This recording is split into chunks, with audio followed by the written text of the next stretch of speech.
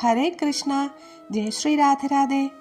നാമജപത്തിലൂടെയും നിത്യേനയുള്ള ഉപാസനയിലൂടെയും ഭഗവാൻ കൃഷ്ണനെ ചേർത്ത് നിർത്തിയതിലൂടെ മോക്ഷം കിട്ടിയ എത്ര പുണ്യജന്മങ്ങളാണ് നമ്മുടെ പുരാണങ്ങളിലുള്ളത്.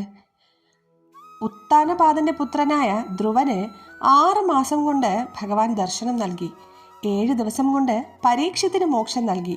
3.25 നാഴിക കൊണ്ട് പിങ്കളയ്ക്കും സായുജ്യം നൽകി. ഖഡ്വാങ്കൻ എന്ന രാജാവിന് 2 നിമിഷം കൊണ്ടാണ് മുക്തി നൽകിയത്. പ്രഹ്ലാദനോ, ഹരിയുടെ നാമം സദാസമയവും പാടി നടന്ന പ്രഹ്ലാദന് എത്രയൊക്കെ അപകടങ്ങളിൽ നിന്നാണ് ഭഗവാൻ രക്ഷപ്പെടുത്തിയത്. ശ്രവണം കീർത്തനം വിഷ്ണു, സ്മരണം പാദസേവനം, അർച്ചനം വന്ദനം ദാസ്യം, സഖ്യം ആത്മനിവേദനം എന്ന് ആ കുഞ്ഞു പ്രഹ്ലാദൻ പാടി നടന്നിരുന്നു. അവസാനം എന്താണുണ്ടായത്? തൂണിലും ഭഗവാനുണ്ടെന്ന് പറഞ്ഞതനുസരിച്ച് ആ തൂണ് പിളർന്ന് ഭഗവാൻ വന്നില്ലേ? തൻ്റെ ഭക്തന്റെ വാക്കിന് ആ ഭഗവാൻ അത്രത്തോളം വില കൽപ്പിക്കുന്നുണ്ട് എന്ന് ഇതിലൂടെ നമുക്ക് മനസ്സിലാക്കാൻ സാധിക്കും.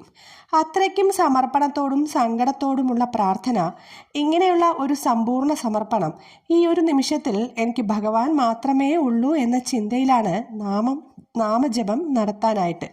അടുത്ത നിമിഷം എന്താണെന്ന് നമുക്കറിയില്ലല്ലോ. അത് നമ്മുടെ കയ്യിലുമല്ല, ഭഗവാന് മാത്രമേ അറിയൂ. അപ്പോൾ എല്ലാവരും നിത്യേന നാമം ജപിക്കൂ. രാധേ രാധേ.